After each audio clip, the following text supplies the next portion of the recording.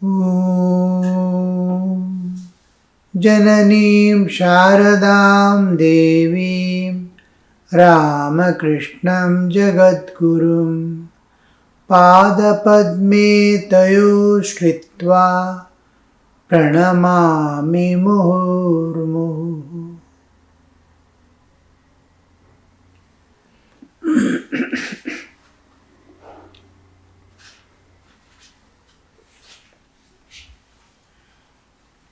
Ramakrishna was singing,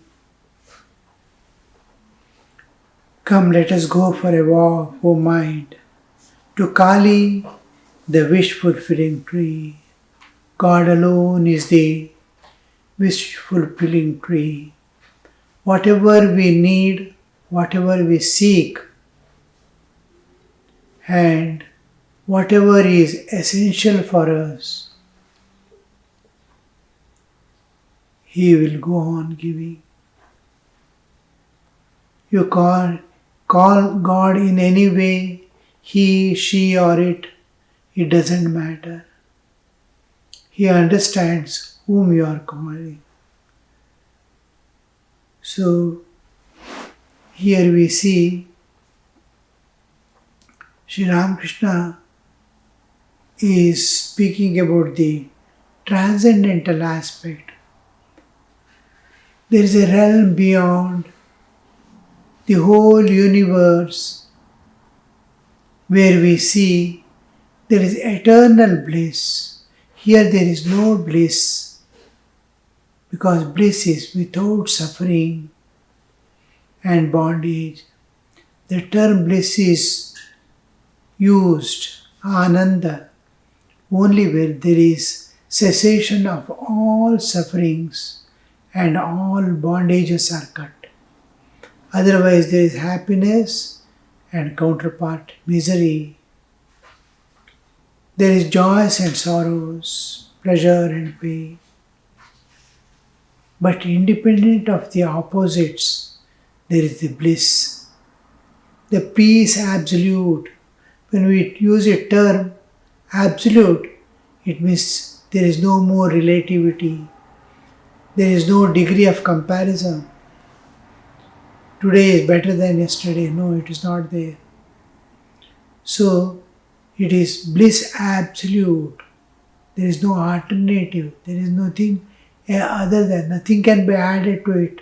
It is Purna. So, nothing can be deducted it also because there is no other container from which it can be shifted to. There is one absolute existence. And that ocean of bliss, the jiva as spirit can enter. So how to detach ourselves from the body, to separate ourselves, to be rid of this bodily existence and emerge out as pure spirit. As you are emerging out as pure spirit, Chaitanya, pure consciousness, you see you are expanding to infinity and being one with it. The bodily limitations and identity with it alone is making us pass through the waking, dreaming and deep sleep states, Jagra, Swapna, Shushupti, and nothing more. And it taking us to the dream state, nature is showing this is not you. There is no world like this. You are in a dream world. And by taking deeper and deeper and making us expand internally, at the end to be one with the cosmic existence, the cosmic consciousness, she proves, she is teaching us there is eternal existence beyond. Reach this existence independent of the three states, independent of this bodily existence. When I pervade all the three bodies, I am in waking state. Leave one, I am in dream. Leave the other, I am in deep sleep. This is what we are playing every day. waking and sleeping. Each time mother takes, it shows you are not here, you are nobody, body is not you. How are you identifying with this body? Look here, I am going to take you away from the body. You lose the body consciousness and enter a dimension unrelated to it. So, we must know there is an eternal existence beyond.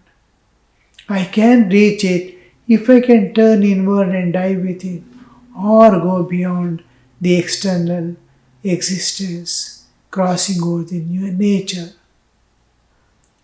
So this transcendence, what is that absolute existence, where there is, here we are in the relativity, time, space and causation mode.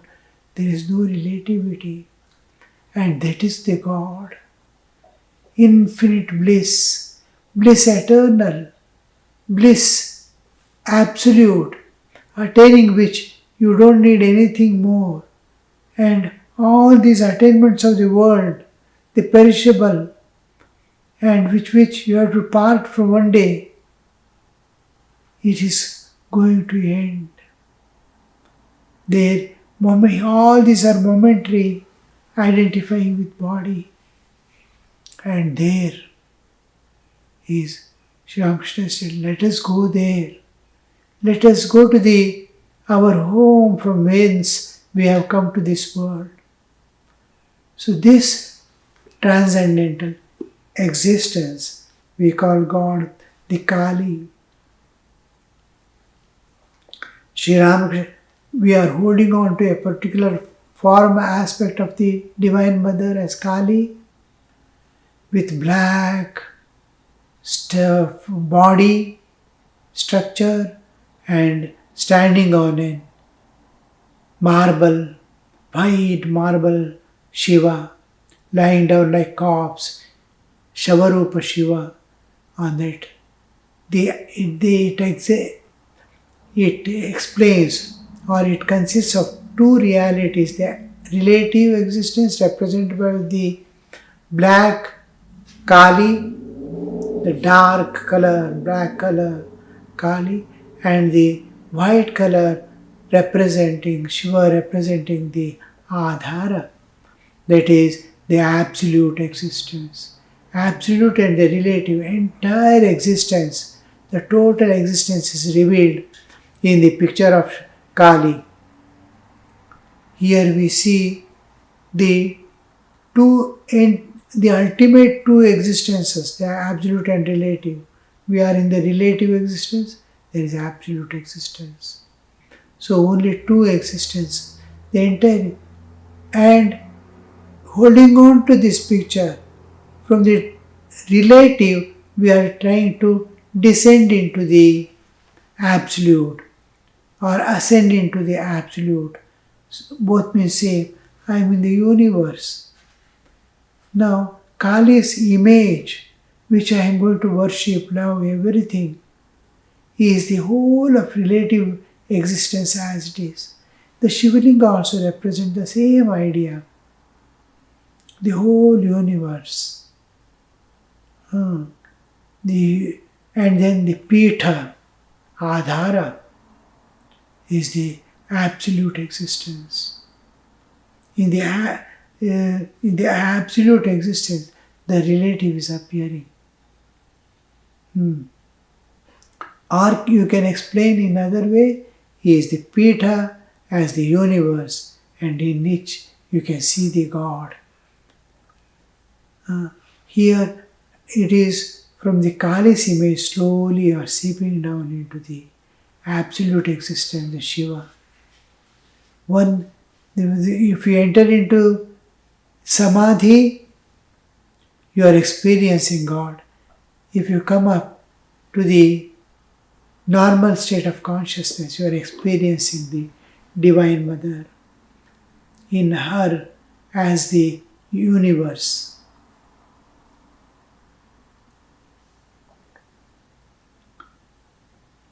Beneath it, gather the four fruits of.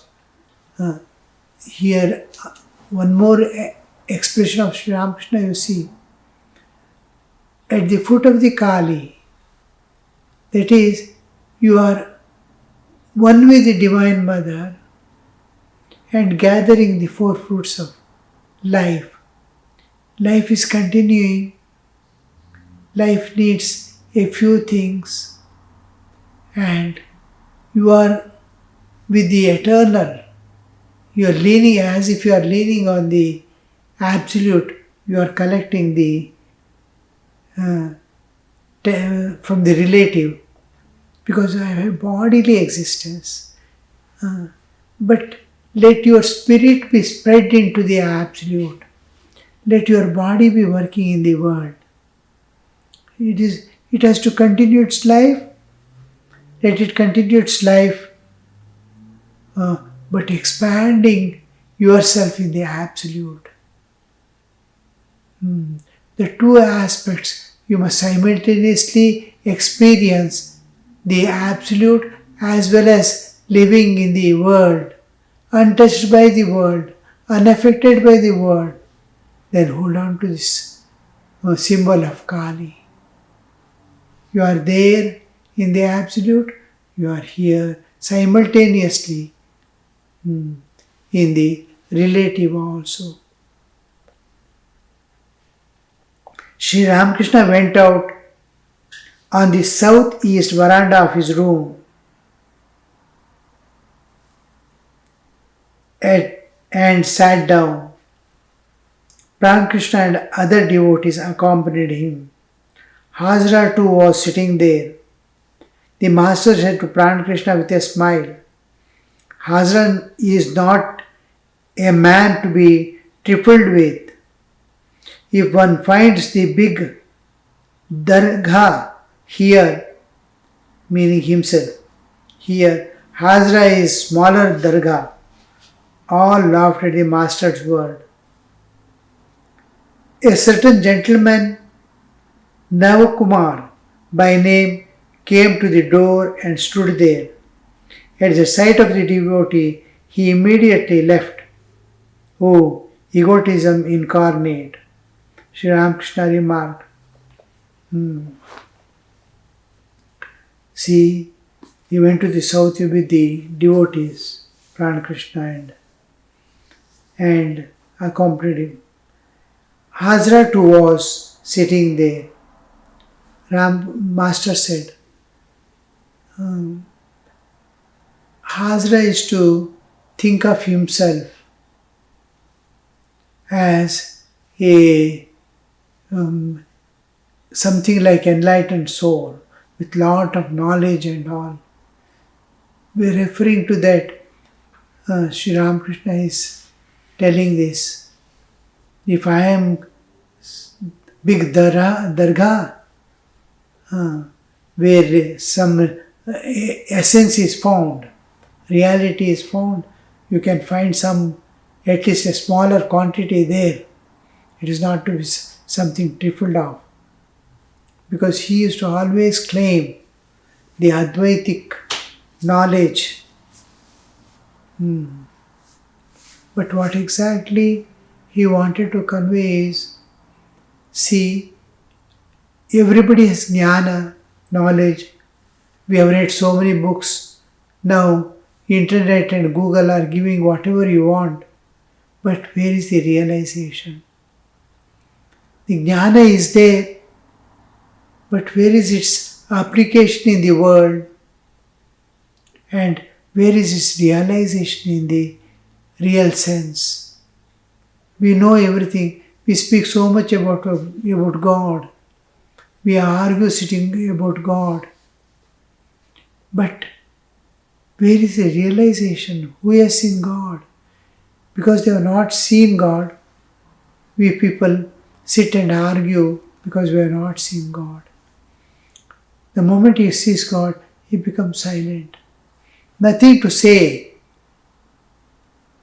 So just he looks silently.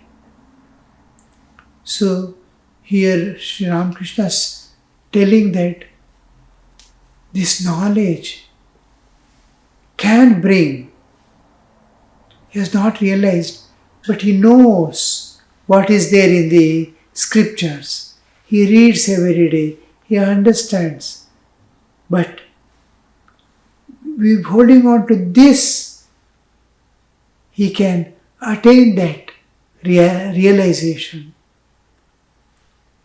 But holding on to the world with this knowledge is not going to help in any way. Turn your all understandings and knowledge that you have gained, which you are trying to express with others. In small matters of the worldly talks we see, we are not able to accept the other's views at all. We are holding on to these my views, which are not tallying with the realized man at all. Because we are holding on to this world and these things, we are not able to realize that. We are thinking this to be real. What I am following, what I am understanding, my view is the correct one. Others' view is not correct. This hold to the unreal because of the absence of realization of other is making me not to realize. So leave that. You have got read about God. Begin the search now.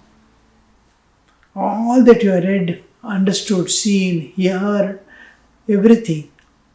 Utilize it now to realize God.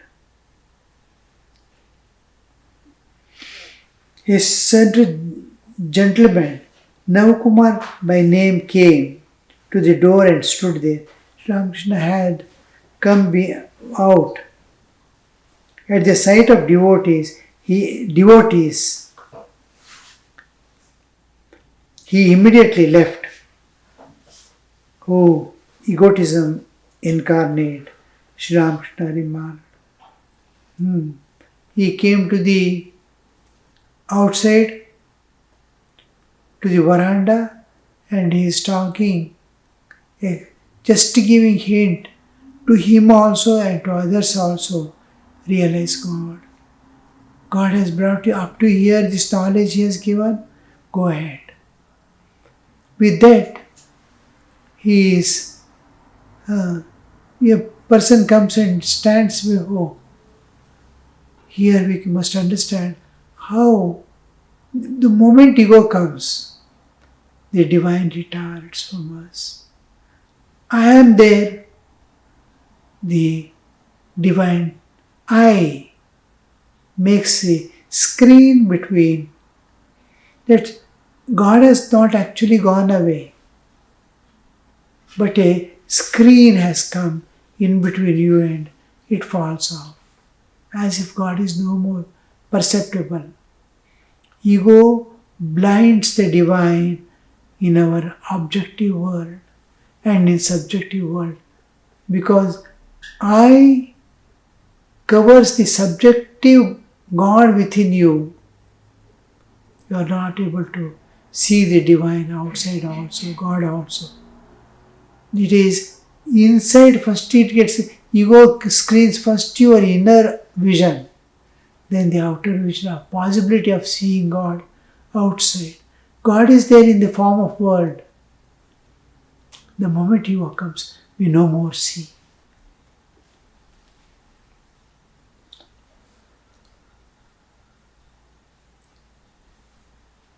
About 9:30 in the morning, Ramakrishna took leave of the master.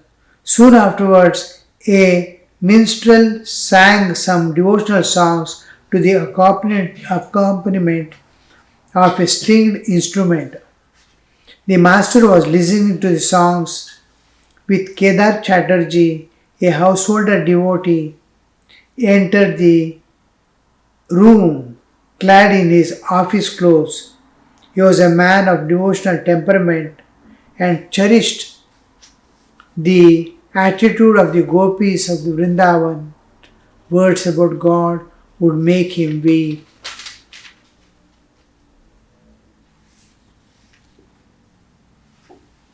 Soon afterwards, A minstrel sang some devotional songs to the accompaniment of a stringed instrument. The master was listening to the songs when Kedar Chatterjee, a household devotee, entered the room clad in his office clothes. What type of people came, you see, to Sri Ramakrishna? And on one side, the devotional singing is going on, and master is listening. A devotee who is a householder devotee working in an office outside, he has come. And then because that man is of devotional temperament and cherished attitude of gopis of Vrindavan, is to Sri Ramakrishna, and from traditionally in Hinduism, we have seen and making the way always holding on to something called attitude towards God. You can have any type of relationship with God as a friend, as a Sakhya, Dasya, as a servant. All this very as father, mother, child, whatever relationship you want to have. Because that binds, that brings us closer, that bondage is formed. Sambandha is ready. It is next stage of Parichaya.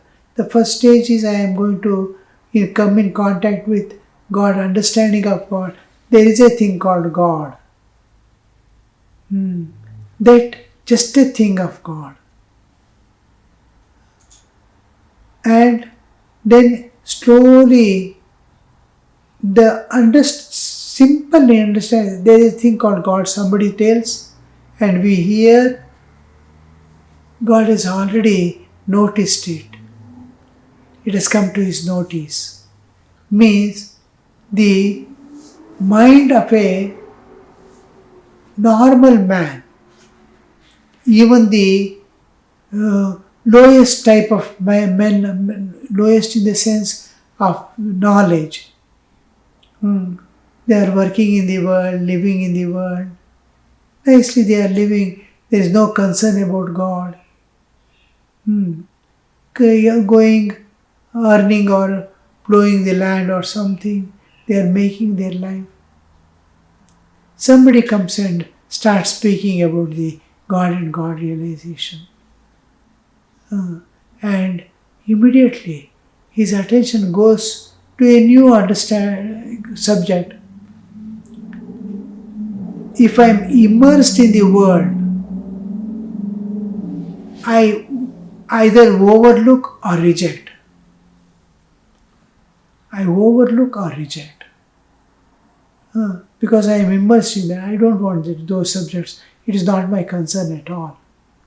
I overlook. And I reject because I am dipped in this. I don't see that reality. I see this real because I am dipped in it. So I am not. So when somebody says, I reject. If I am immersed. If I am or overlook.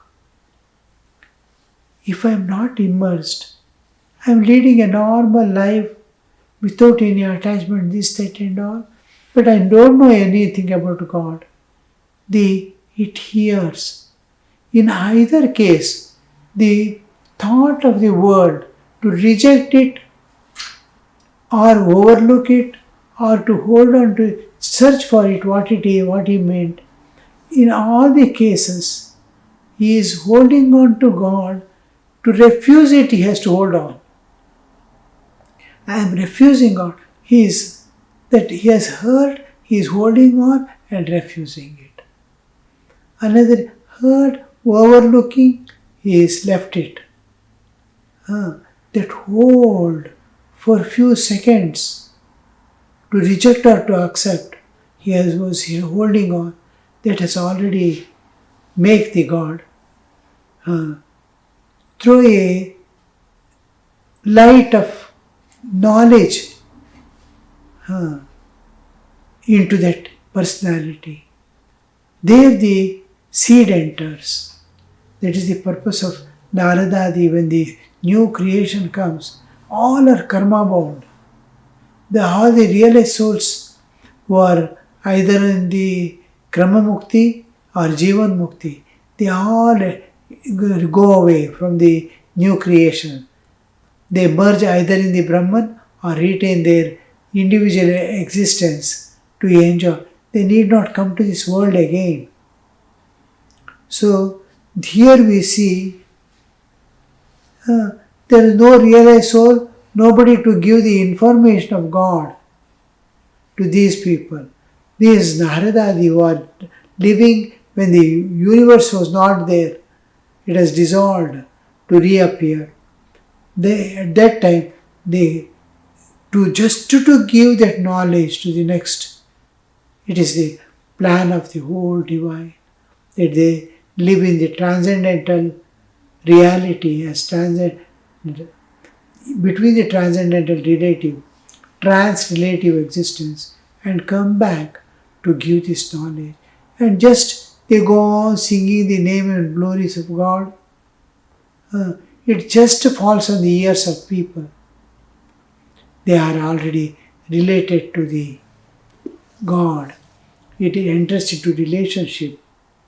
Now, he can have any type of relationship from Parichaya. When he gives ears and hears, he gets some clues.